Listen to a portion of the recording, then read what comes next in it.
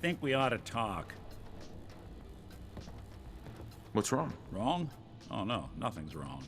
We've just been traveling for a while now, and I figured, especially after all that stuff with Dima, that you deserve to know more about me. So, is there anything you want to know? What's with the outfit? After I started the agency, it just seemed like the sort of thing a detective ought to wear. I got some old memories, pre-war. Faded to all heck of guys dressed like this, doing what I do. Putting on the hat and trench coat, I figured it'd let folks know I was serious about the whole thing. Clothes make the man and all that. Guess I felt they made me the man I wanted to be.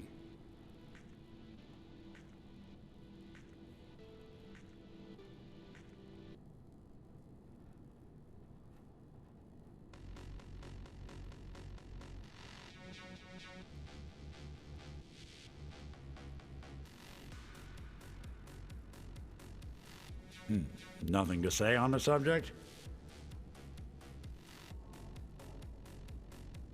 What do you remember about the Institute? It's all pretty hazy from back then, but now and then I get glimpses.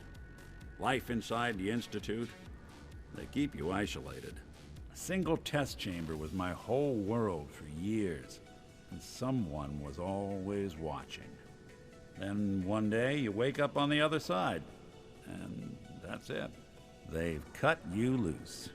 Welcome to the brave new world, with such people in it.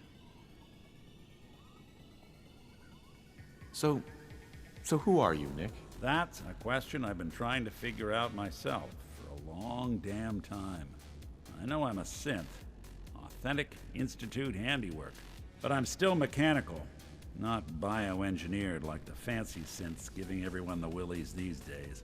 I get tune-ups now instead of checkups. You remember when Dima was talking about the Institute's personality experiments? My memories. My personality. They're all lifted from some cop who volunteered for an experiment back before the war. They scanned his brain and copied it onto the hardware that runs between my ears. Don't know why they chose to make a robot based on some pre-war cop instead of a math genius or a bioengineer.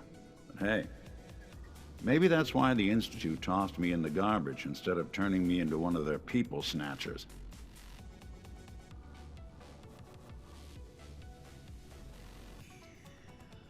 Wait, the original Nick was from my time?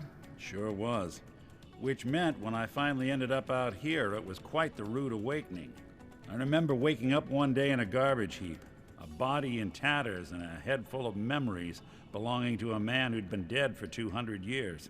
Suffice to say, it was a confusing couple of weeks. Folks didn't really know much about synths back then, so when I finally ran into people, they mostly treated me with caution rather than hostility. But the kids, they weren't afraid. I think his name was Jim. The first person to actually speak to me after I got the boot from the Institute. My first human contact in this world. Grilled me for an hour. Once they'd seen I wasn't going to hurt anyone, the other folks in the neighborhood came out to ogle the mechanical man. It eventually turned into a pretty swell soiree. The local mechanic even gave me a once-over, free of charge. Those people, they treated me like a human being. I've been trying to return the favor ever since. It's a surprisingly rare trait out here sometimes. It's something I've noticed you got a fondness for. Part of the reason I've stuck around this long.